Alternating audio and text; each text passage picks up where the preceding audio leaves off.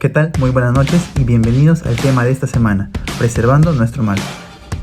En esta oportunidad nos acompaña el biólogo Víctor Steve Flores Gómez. Él es investigador por el Instituto del Mar del Perú. Así que no se olviden también de seguirnos en las plataformas virtuales de La Cigarra Verde y la cuenta personal de Richard Cayo, auspiciado por La Cigarra Verde. Muchas gracias, Cigarra Verde. Chicos, ¿qué tal? Muy buenas noches. Bienvenidos al tema de esta semana una vez más, que se llama Preservando nuestro mar. En esta oportunidad tenemos al especialista en estudios biológicos, ecológico, dinámica de población de peces, evaluación de recursos pesqueros, en pesca en aguas continentales y estudios limnológicos. Él es biólogo de profesión formado en la Universidad Nacional del Altiplano, la UNAM, magíster en ecosistemas y recursos acuáticos por la Universidad Nacional Mayor de San Marcos. Actualmente es investigador del Instituto del Mar del Perú, el IMARPE, y docente invitado en la Universidad Perú Unión. Es investigador RENACID con categoría María Ros Borowski y revisor en 3 revistas, en la revista de Biología Tropical de Costa Rica, revista de Investigación, Ciencia y Tecnología y Desarrollo de Perú, y la Asian Journal of Fisheries and Aquatic Research de Irán. ¿Qué tal? Muy buenos días, biólogo Steve Flores.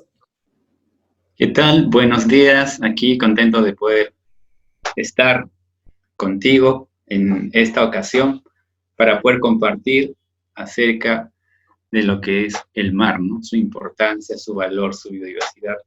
Vamos a compartir una presentación para poder ilustrar el tema. Muy bien.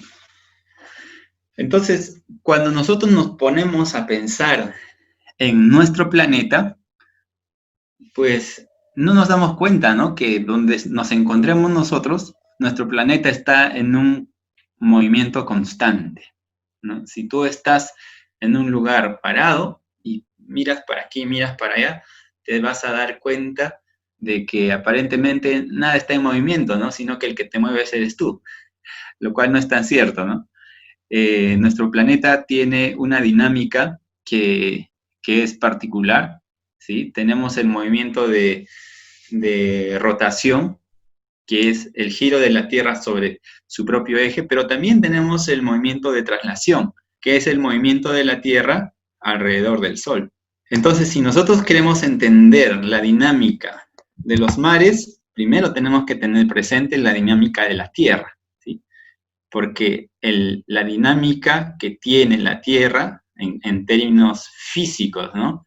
Va a ser posible de que se generen tanto las corrientes de aire como las corrientes de las masas de agua en los diferentes océanos del mundo. Entonces, para entender lo que es, en este caso, de manera específica, nuestro rico mar peruano, ¿no? La riqueza, decimos, porque su riqueza se basa en su biodiversidad y en la abundancia de especies y recursos que tenemos en nuestro mar peruano. Entonces, el tema de hoy va a estar enfocado un poco a conocer la dinámica de los océanos, pero luego nos estaremos centrando a las características de nuestro mar peruano en términos generales, ¿sí? Entonces, el título para hoy es Preservando nuestro mar, el ecosistema corriente del Humboldt. Entonces les habíamos mostrado una imagen donde tenemos a nuestro planeta dando su giro en sentido antihorario. Ese giro de sentido antihorario es el que va a generar en parte la dirección de las corrientes de aire, pero también la dirección de las corrientes marinas, ¿sí? Entonces aquí tenemos ilustrado en este gráfico la dirección que tendrían ambas corrientes, ¿sí? En el continente sudamericano, ¿no? Tenemos el continente sudamericano, tenemos el océano Pacífico, pero también tenemos por allí el océano Atlántico, ¿no? Principalmente. Entonces, la rotación de la Tierra permite el desplazamiento de estas masas, tanto de aire como de agua. Entonces, ese desplazamiento de estas masas son claves para entender por qué tenemos tanta biodiversidad en determinados sectores de los continentes, ¿sí? Entonces, aquí tenemos una figura donde nos muestran las principales corrientes marinas del mundo, ¿sí? Entonces, vamos a fijarnos en Sudamérica, y en el sur de Sudamérica, pues, tenemos el continente antártico, ¿no? Es en el polo sur, el polo frío, ¿no? Uno de los polos fríos de la Tierra, porque el otro está en el norte, ¿verdad? El Ártico. Entonces, el sur se caracteriza por presentar temperaturas bajas, ¿sí? Pero también corrientes marinas de aguas frías, ¿no? Entonces, al sur vamos a encontrar corrientes de aguas frías. Y cuando nos empezamos a localizar a la altura de la línea ecuatorial, vamos a observar corrientes de aguas tropicales, que son aguas cálidas. Y son cálidas porque son las que reciben mayor radiación solar, ¿no? En consideración a otras regiones del planeta. Entonces, en la zona ecuatorial, siempre vamos a encontrar aguas calientes, ¿sí? Entonces, estas aguas están en constante movimiento. ¿Y qué pasa con la costa de Chile y de Perú? Es una zona de transición de aguas cálidas y aguas frías. Entonces, por la dinámica que tiene la Tierra, las aguas frías, ¿no? Que están en dirección de oeste a este en el sur, pues se van a chocar con el continente sudamericano. Y estas aguas, al chocarse con el continente sudamericano, van a continuar su recorrido de sur hacia norte, ¿no? Ascendiendo desde Chile hacia Perú. Entonces, esto explicaría del por qué el Perú y Chile tienen aguas marinas frías. Es porque las corrientes marinas que tenemos en las costas de Perú y se tienen en las costas de Chile provienen de aguas que están siendo trasladadas por estas corrientes hacia hasta estos sectores, ¿no? Por eso, en el Perú tenemos aguas frías hasta ciertas latitudes, pero también tenemos aguas cálidas que vienen de la corriente ecuatorial, ¿no? Es una corriente que también está en sentido de oeste a este y que llegan hasta Tumbes y Piura, ¿no? Entonces, en ciertos años, como por ejemplo en los conocidos ya años niño, esta corriente ecuatorial se fortalece y aguas cálidas ingresan hasta el centro del Perú aproximadamente, ¿no? Hasta el centro, hasta un poco más hacia el sur del Perú. Entonces, ese comportamiento térmico pues se ve y trae también cambios en la composición de especies en el mar peruano. Las especies principalmente peces, ¿no? Que son de aguas frías, se irán más al sur porque las aguas tropicales han ingresado a nuestras costas. Claro. Pero caso contrario es lo que sucede en años de evento Niña. El evento Niña se caracteriza por aguas frías, más frías de lo normal, en el litoral peruano. ¿A qué se debe? A que en un año de evento Niña, la corriente que viene del sur, del Pacífico Sur, ¿no? Se fortalece y ingresa con fuerza hacia Chile y hacia Perú. Entonces trae aguas más frías de lo normal. Y pues son años de alta producción pesquera para Perú y Chile, porque en aguas frías el ecosistema se configura de tal forma que permite la producción de anchoveta, ¿no? Y otras especies que son importantes para el mantenimiento de otras especies más grandes. Entonces, si hay abundancia de anchoveta, pues también va a haber abundancia de otros peces mayores a la anchoveta, y así se configura la fauna en el tema de los peces, ¿no? Pero también eso está articulado al tema de las aves, que habiendo más alimento, las aves marinas van a tener más disposición, y así, ¿no? Es una red trófica interesante, y todo esto en la dinámica de las corrientes marinas.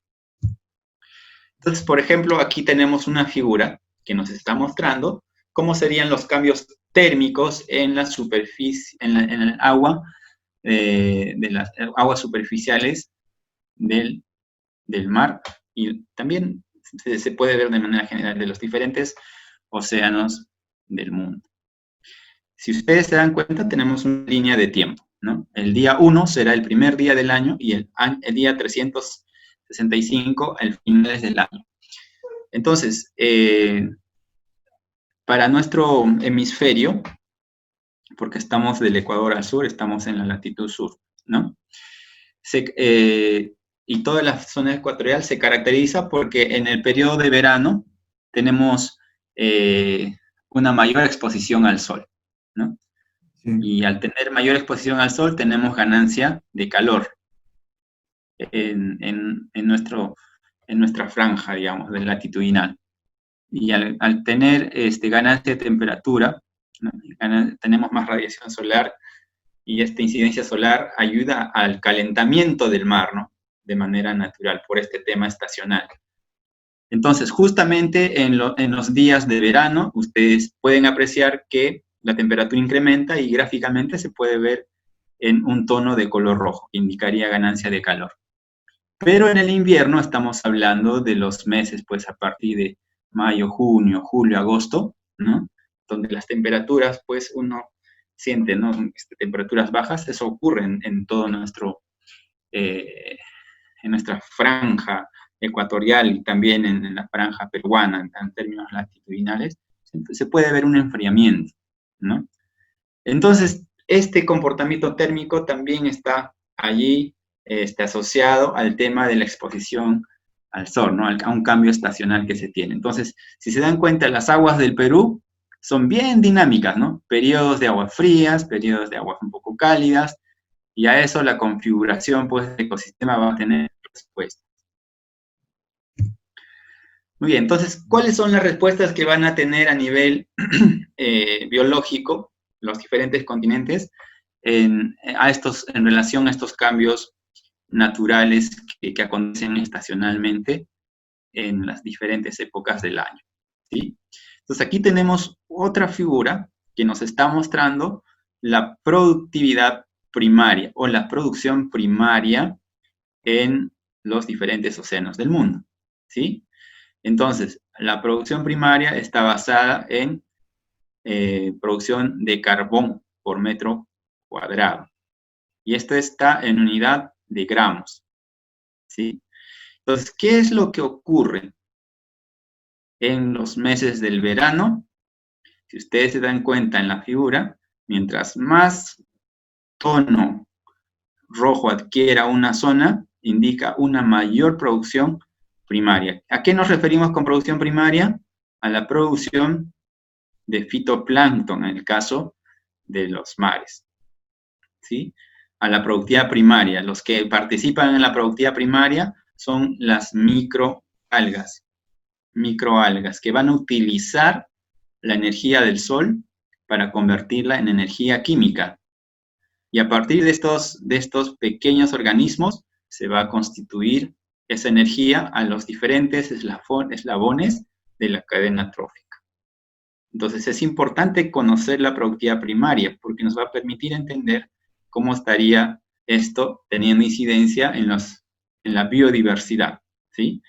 Entonces nos daremos cuenta de que principalmente entre los meses de septiembre empieza a incrementar la productividad primaria y se hace fuerte o intensa en los meses de verano, ¿no? Entre febrero y marzo se darán cuenta que la productividad primaria aumenta, ¿sí? Entonces esto es importante, ¿no? Sí. Una consulta. Disculpa, Adelante. en esos meses que son fuertes, ya sea que empieza de septiembre, que dijo, igual se puede apreciar en el mapa, son también los meses en los cuales va a abundar las otras especies de biodiversidad, se podría decir secundarias, ya sean los peces, o van a ser los meses donde ya no hay presencia tanto de estos fitoplancton, o ya han crecido, podría decir. Sí, esto es bien interesante y ahora a tu pregunta vamos a explicar un poco se puede decir en relación a la anchoveta, ¿no? El Perú se caracteriza por ser el mayor productor uno de los mayores productores de anchoveta en el mundo, ¿no? En relación a que la anchoveta es un recurso que abunda en nuestro mar peruano. Y esta abundancia se debe a este proceso de productividad primaria, porque la anchoveta se alimenta principalmente de fitoplancton, ¿no? Fitoplancton, y si es que hay abundancia de fitoplancton y de zooplancton. Son organismos pequeños que viven en los mares. Pero también hay otros organismos, como el krill, ¿no? Hay pequeños crustáceos que viven en nuestro mar peruano y que en estos meses, al haber alta riqueza de fitoplancton, estos lo van a utilizar como alimento, ¿no? Son en la cadena trófica, los productores primarios son el primer eslabón. Después vienen los consumidores primarios, ¿no? Que se van a alimentar de estos productores. Después vienen los consumidores secundarios y terciarios y así, ¿no? Entonces, si es que empieza a abundar el fitoplancton y el zooplancton, también eso va a ayudar a la abundancia de la anchoveta o de otras parecidas, ¿no? Peces pequeños que se alimentan de plancton. Pero estos peces o crustáceos pequeños también son de alimento para otros, como por ejemplo el jurel, la caballa, ¿no? Peces que conocemos, o el bonito, ¿no?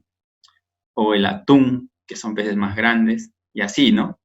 Entonces, la dinámica de las poblaciones de peces y de otros animales superiores en el mar depende mucho de esta dinámica, ¿no? Entonces, los meses de auge para la productividad global en los diferentes mares está asociado a la época de primavera y verano. Son periodos claves para las diferentes especies, desde las más pequeñas hasta las más grandes, ¿sí? Entonces está configurado así.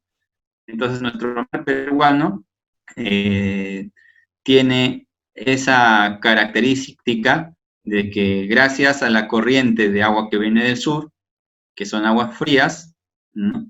Permite que nuestro mar peruano pues tenga presencia de anchoveta, porque la anchoveta es de agua fría, ¿no? Y si hay anchoveta, vienen en ensamble otras especies de mayor tamaño, ¿no? Por eso es que tenemos un mar rico en diversidad de peces, pero también les voy a mostrar los eslabones que ya he explicado brevemente, ¿no? ¿Sí? ¿Está bien la respuesta? ¿Se ha entendido? Sí, se lo entiendo. Gracias. Entonces, ¿a qué se debe de que el mar peruano sea rico en productividad primaria? También se debe a los procesos de surgencia. ¿Qué es un proceso de surgencia? Todo lo que se produce en la superficie del mar. Entonces, todo eso se va al fondo, y en el fondo se va descomponiendo por microorganismos principalmente, ¿no? Y otros organismos que están en el fondo que van a ayudar a descomponer este material residual. Entonces, por este tema que les había comentado al inicio de las corrientes, tenemos corrientes de agua fría que vienen del sur, tenemos corrientes de aguas tropicales que vienen por el norte, pero también por el movimiento propio del giro de la Tierra tenemos una fuerza de corrientes que van generándose de oeste a este hacia las costas, y aparte que la topografía del mar peruano en diferentes zonas tiene irregularidades, ayuda a que el material que está en el fondo se remueva y llegue hacia la superficie y así hacia la zona continental en el mar peruano. Entonces, todo ese proceso se llama surgencia. ¿Y qué ocurre con la surgencia? El material que está en el fondo, rico en minerales, en nitratos, fosfatos y todo, ¿no? Aflore hacia la superficie y sea aprovechado por las microalgas. Entonces, estas microalgas que conforman parte del fitoplancton, van a aprovechar todos estos minerales, pero también van a aprovechar la radiación solar para hacer el proceso de fotosíntesis. De esa manera, van a incorporar la energía solar al sistema ecológico. En un nivel superior, los que van a beneficiarse directamente de esto también es otro grupo denominado como zooplancton, que son pequeños animales acuáticos microscópicos que se van a alimentar de estos organismos fitoplanctónicos, ¿sí? Entonces, la riqueza del mar peruano tiene como base a estos dos grupos que conforman parte del plancton. En niveles superiores, nosotros podemos encontrar a los peces, ¿no? La especie bandera del Perú para el ámbito marino es la anchoveta. Y la anchoveta se alimenta principalmente de plancton. Entonces, al haber una rica productividad primaria, ¿no? Una abundante producción primaria, eso va a favorecer a la población de la anchoveta, que al ser abundante su alimento, ellos van a crecer, ¿no? Su población se va a favorecer y va a hacer que esta población de la anchoveta tenga éxito. Y así, en niveles superiores, la anchoveta sirve como alimento para otras especies de peces de mayor tamaño, ¿sí? Entonces nosotros conocemos, por ejemplo, al bonito, o al atún, o otros peces que viven en el mar que van a alimentarse de la anchoveta, ¿sí? Entonces vamos a mencionar brevemente algunos grupos de especies más adelante que también tienen como objetivo pues a la anchoveta como principal componente de su dieta alimentaria. Pero sin embargo, también tenemos a la flota pesquera, ¿no? En diferentes regiones de la costa y en diferentes ciudades, ¿no? Regiones, hay instalados puertos, ¿verdad? Puertos pesqueros. Y en los puertos se pueden observar una flota pesquera, que son las embarcaciones, ¿no? Que navegan en el mar peruano y van a hacer la captura de diferentes especies, y muchas de ellas, pues, que llegan finalmente a las mesas de nuestros hogares, ¿no? Entonces, todos estos recursos pesqueros van a sustentar la actividad pesquera, ¿sí? Pero también el Perú se destaca por la harina de pescado, ¿no? Somos importantes productores de harina de pescado. Entonces, gracias a la riqueza que tenemos nosotros en nuestro mar, hay toda una industria pesquera, industria de conservas, ¿no? Todo lo que nosotros conocemos en filetes de atún, gradé, todo eso, ¿no? Es gracias a que tenemos recursos en nuestro mar peruano. Pero en el medio natural, los peces también conforman parte de la dieta de una diversidad de aves. Es así que las aves también se benefician. Cuando hay bastante recurso de peces en el mar, las beneficiadas también son las aves, ¿no? Que se alimentan de estos peces. Pero también otros grupos de animales, como reptiles y mamíferos. Por ejemplo, tenemos a las tortugas que en cierta forma también se van a beneficiar de la riqueza marina porque se van a alimentar de ella, pero también a organismos superiores, como por ejemplo los mamíferos. Tenemos aquí una foca, a un pingüino, pero también a una ballena, ¿no? Entonces, en determinados periodos del año, al abundar los recursos, todos estos finalmente también aprovechan esta abundancia que hay en el mar peruano, ¿no? Y periódicamente también vemos las ballenas que están transitando por nuestras aguas, y obviamente también ellas están presentes porque aprovechan esta abundancia de recursos, de especies y de biomasa que tenemos en el mar, ¿sí? Entonces, hasta aquí nosotros ya tenemos una idea de cómo funciona el ecosistema de la corriente del Humboldt, ¿no? cómo es esta dinámica de aguas frías que vienen desde el Polo Sur por la corriente del Humboldt, también las aguas que vienen del Ecuador hacia el Perú, y justo que en el Perú pues van mezclándose estas aguas, ¿no? Y por los sistemas de vientos, por la geografía, por la geología, ¿no? Del fondo del mar, configura todo de tal forma de que sea propicio, ¿no? Propicio todo el ambiente para que se desarrollen diferentes formas de vida y haya riqueza. Pero a la par, en las últimas décadas, el ser humano viene afectando a los ecosistemas marinos, ¿sí? Entonces ahora, luego de haber hablado este aspecto de diversidad y del ecosistema, vamos a conversar los impactos que está teniendo la actividad humana en el medio marino, ¿sí? Aquí les voy a mostrar una imagen que muestra los puntos de concentración de plástico en diferentes zonas del Océano Pacífico, Océano Atlántico y Océano Índico. Al inicio de la presentación les habíamos mostrado que en ciertas zonas de los océanos se forman los giros, ¿no? Por la naturaleza del movimiento de la Tierra y las corrientes que se forman y las diferencias de temperatura, ¿no? Hay giros.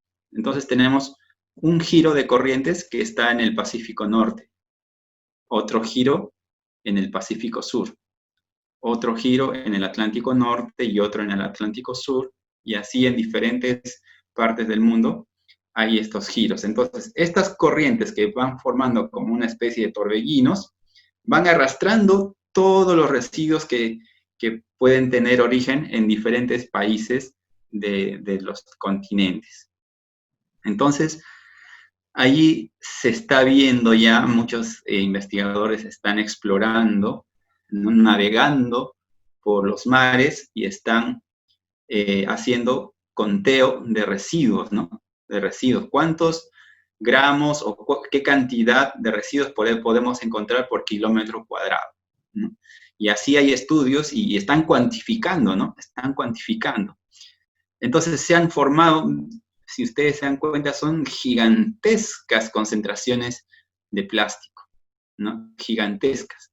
Entonces aquí en esta gráfica ustedes pueden ver pequeños círculos y que cada círculo va representando una determinada cantidad en gramos de residuo, ¿no?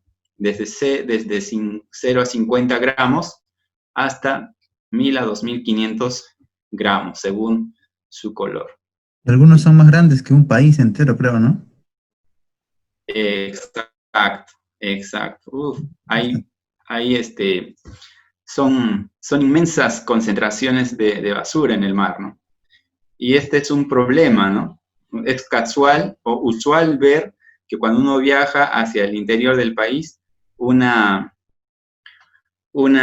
vista como esta, ¿no? Donde hay un camión de basura que muy bien se ha recogido la basura de las ciudades, pero que muchas veces estos residuos no son llevados hacia rellenos sanitarios y muchas veces terminan en un río como este. Entonces, el río va a recibir estos residuos y por una dinámica natural, pues estos van a ser arrastrados, ¿no? Porque muchos de los ríos terminan en el mar. Sí.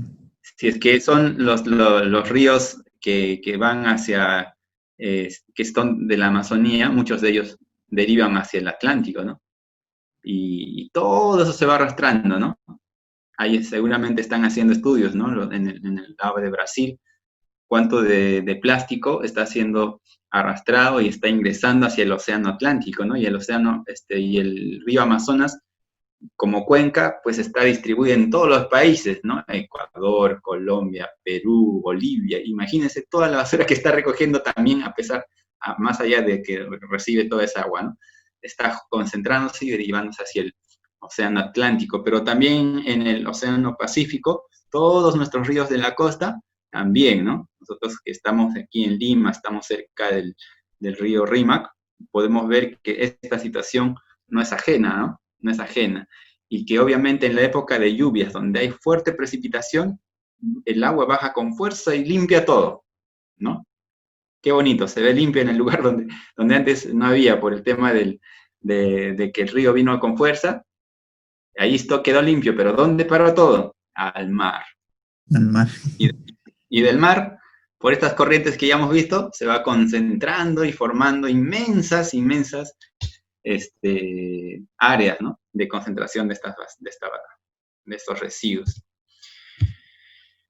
Pero el mar, también por la dinámica natural, por las corrientes, así como recibe todos estos residuos, lo va devolviendo, ¿no? Porque el mar es dinámico y siempre hay oleajes. Entonces, de rato en rato, el mar, pues, por su dinámica, va por ahí devolviéndonos lo que le hemos dado, ¿no? Y esto resulta también en un problema de contaminación y afecta mucho a toda la fauna que vive en la costa y también en la zona costera, en la zona de plataforma continental, ¿no?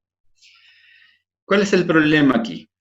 Que muchas de las aves que normalmente debieran capturar peces o crustáceos en las costas, pues no van a capturar lo que debiera ser su alimento, ¿no? Sino que van a confundir su alimento con estos residuos que ellos encuentran en el mar. Y hay muchos estudios que se han hecho ya de que hay estos residuos están provocando mortandad en diferentes grupos de especies y afectando a sus poblaciones, ¿no? Entonces los peces que están allí en proceso de alimentación, aparte de ingerir su alimento natural, también están comiendo, alimentándose de residuos que se encuentran flotando en la columna de agua, ¿no? Entonces esto resulta en un serio problema, ¿no?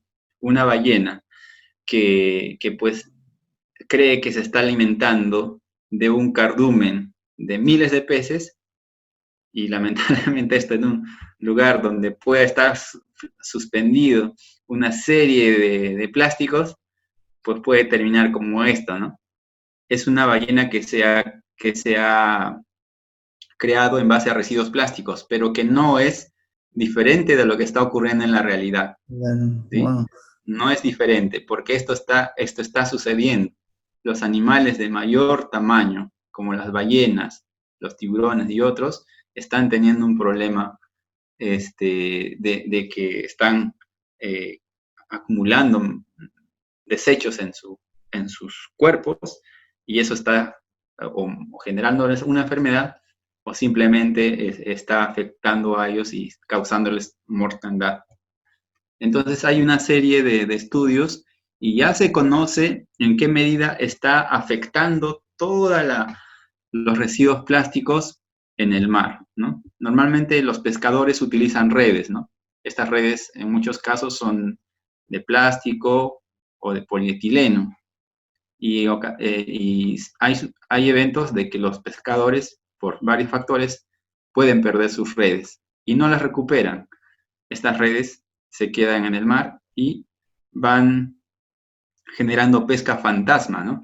Los peces que están nadando en el mar se enredan en estas redes que fueron abandonadas por los pescadores y se van afectando. Pero también otros tipos de residuos que los pescadores utilizan los van tirando al mar y eso está afectando, ¿no? Pero también en el mar se encuentran muchos artículos que nosotros hemos descartado, que por varias fuentes llegaron al mar, como tapas, empaques, envolturas, diferentes tipos de material plástico que han llegado hacia el mar y que en este momento están afectando a las poblaciones. Y aquí pueden ver cómo ha estado afectando. Por ejemplo, en estudios que han hecho, de 24 albatros que han observado, el 17% estaba afectado por residuos plásticos. Y de 84, en otros ámbitos, el 60%. Por ejemplo, aquí tenemos a una ballena, ¿no? La ballena, de 9 ballenas que han observado, en el 69% de las ballenas se han observado alguna afectación por residuos plásticos. En el caso de peces, de 89 peces que se han observado, 92 tenían alguna relación de problema con el plástico. Y así, ¿no? Hasta los animales más pequeños, que son filtradores, se filtran también microplásticos o nanoplásticos, que son partículas de plástico, y lo incorporan en su sistema digestivo, ¿no? O en sus tejidos. Y al ser el alimento de animales mayores, hay una contaminación indirecta, ¿no? Hay una contaminación cruzada. Entonces, todo un problema, ¿no? Por ejemplo, en las aves, que sí ya habíamos visto en una fotografía igual, ¿no? Que el ave que debe alimentar a sus polluelos de pequeños animales, lo están haciendo de plásticos. Entonces, es un problema serio, ¿no? Esta figura la hemos traído para poder reflexionar de que debemos ser más inteligentes en el uso del plástico, porque lamentablemente la gestión de estos tipos de residuos no es buena, principalmente en los países que estamos en desarrollo, ¿no? No somos un país desarrollado, somos un país en desarrollo. Y por ser un país de este tipo, nuestro sistema de gestión ambiental aún tiene muchas deficiencias, ¿no? Y problemas similar al nuestro tienen los otros países.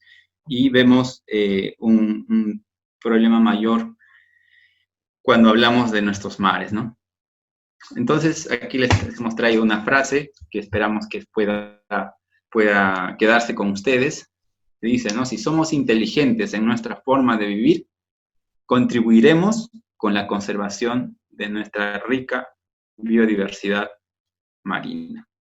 Entonces, con este mensaje queremos terminar esta presentación y esta reflexión en relación a nuestro mar peruano y a cómo nosotros desde casa podemos tomar una actitud positiva, consciente, en el uso, por ejemplo, de estos materiales, ¿no?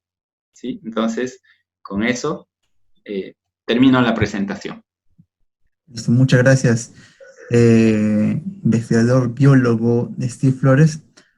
Quisiera hacerle llegar algunas preguntas porque el tema estaba muy interesante. Hay algunos temas de que quería saber cuál es el proceso en sí para que se generen los microplásticos. O sea, bueno, ¿se degrada o son triturados? O bueno, queremos aprender justamente eso. Ok. El tamaño de los plásticos, más que todo, van a llegar al mar del tamaño en que ingresaron a las fuentes, ¿no? Si es que fue un río o fue en el mar, porque tenemos plásticos, por ejemplo, las tapas, ¿no? Las tapas de las botellas tienen un determinado tamaño. Las botellas mismas son de un tamaño. Los plásticos que nos dan en las compras, esas, por un tema de erosión en el transcurso que pues pueden estar siendo trasladados, si es que fuera en un río, o en el caso del mar, por fricción, pueden irse desgastando y también perdiendo tamaño.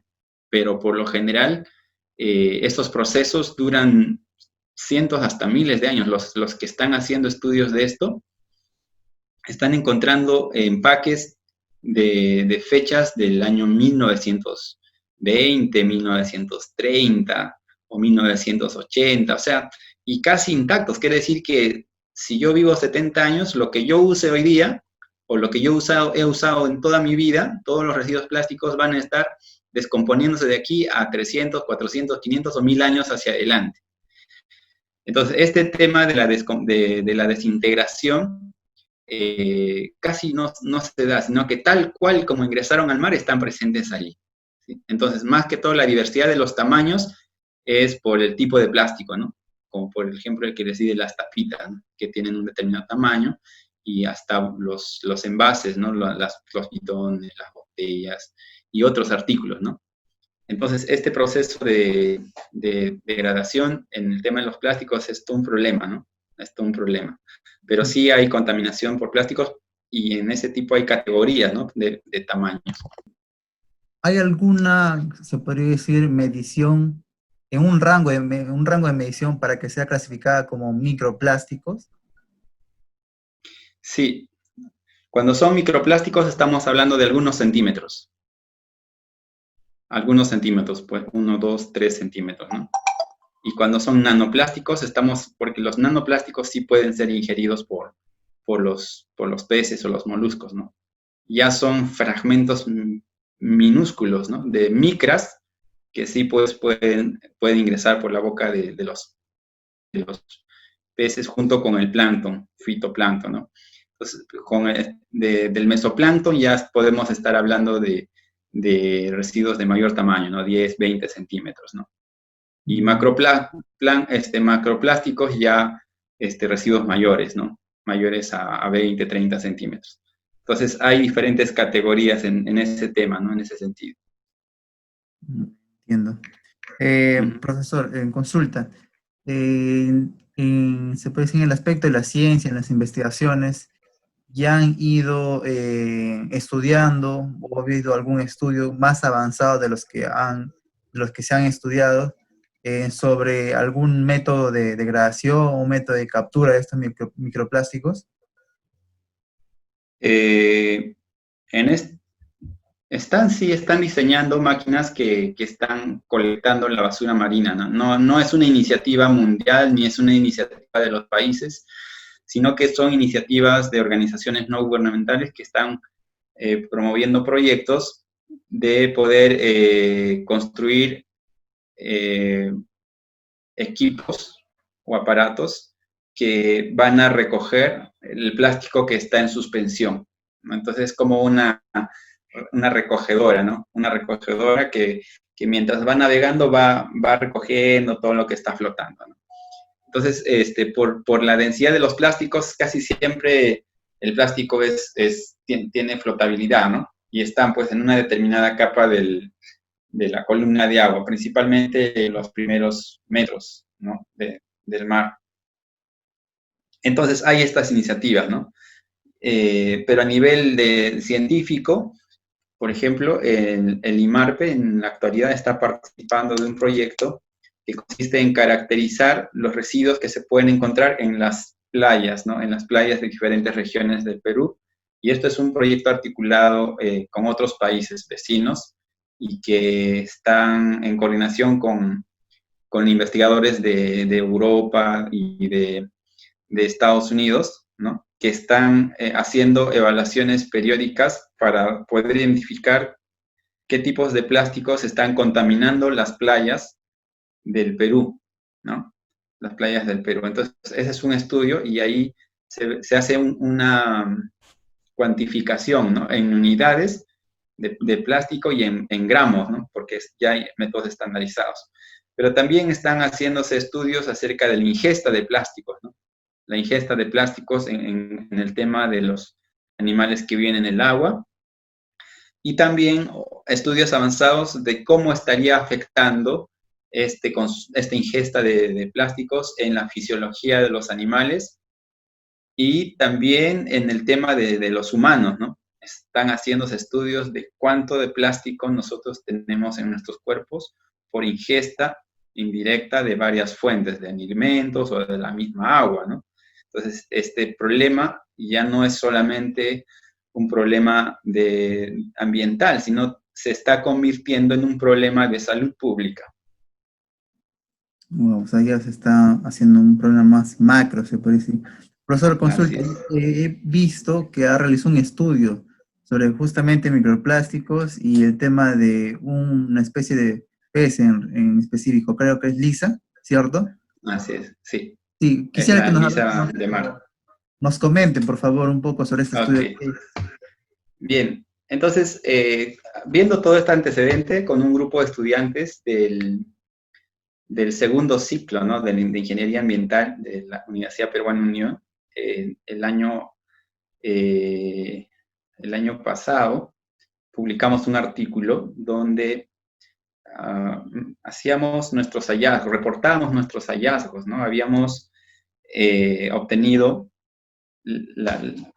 4 lisas, ¿no? 4 lisas de un mercado de Villa María del Triunfo. Y justamente nuestra intención era conocer si podíamos encontrar residuos plásticos en el estómago de los peces, ¿no? Así que nos motivamos en hacer la investigación, se adquirieron las muestras y es importante poder saber de dónde procedía la muestra, ¿no? Entonces, lo más que se logró investigar era de que procedían del mercado de Villa María del Triunfo y sería de una flota que habría desembarcado en ese muelle que tienen por allá, ¿no? Posiblemente podríamos pensar de que pues, esas lisas fueron capturadas en la región Lima, ¿no? En la región Lima, a la altura de Lima, posiblemente, y que, bueno, nos daba referencia acerca del problema. Hicimos todos los procedimientos para poder identificar residuos plásticos dentro del estómago de los peces y pues hicimos una observación microscópica, ¿no? Porque queríamos saber, bueno, residuos que tengan tamaños en milímetros no habíamos encontrado, pero sí en micras. Y para determinar si eran plástico teníamos que aplicar técnicas químicas, ¿no? Usamos una solución que permitía dar mayor flotabilidad al plástico en un vaso de precipitado. Habíamos puesto ahí el contenido del estómago y en esta solución lo habíamos diluido y lo que iba a suspenderse sería los residuos de plástico, ¿no? Pero eran minúsculos, así que los llevamos al microscopio y sí, pues habíamos encontrado partículas, ¿no? de plástico y esperamos que eso se pueda validar en un nivel superior porque hay otros niveles que se pueden desarrollar de llevar estas muestras que ya fueron identificadas y validarlas en un laboratorio para diagnosticar qué tipo de plástico es, ¿no?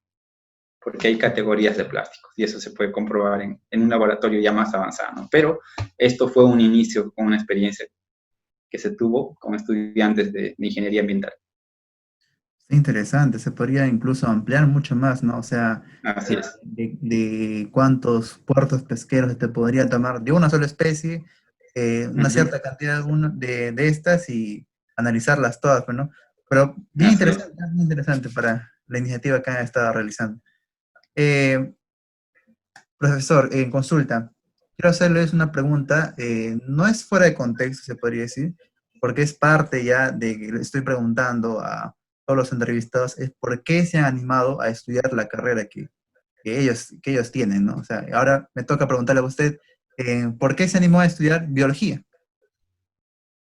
Bien, en mi caso, pues la biología me resultó interesante porque al tratarse del estudio de la vida, y uno cuando empieza a pensar en la vida y a las formas de vida que hay, era todo un mundo, ¿no? Todo un mundo, porque en la biología, pues tú puedes estudiar desde un microorganismo, una bacteria, o en el caso de mi línea, ¿no? Los pequeños organismos que viven en el mar o en una laguna o un río, o hasta los grandes, ¿no? Los grandes, las ballenas, los tiburones. O sea, era toda una serie de posibilidades en que uno podía desarrollarse siendo biólogo, ¿no? Siendo biólogo. Así que en el caso mío fue así mi interés de poder explorar y conocer acerca de la vida, de las diferentes formas de vida, y eso también no queda ahí, ¿no? Porque hay que explorar también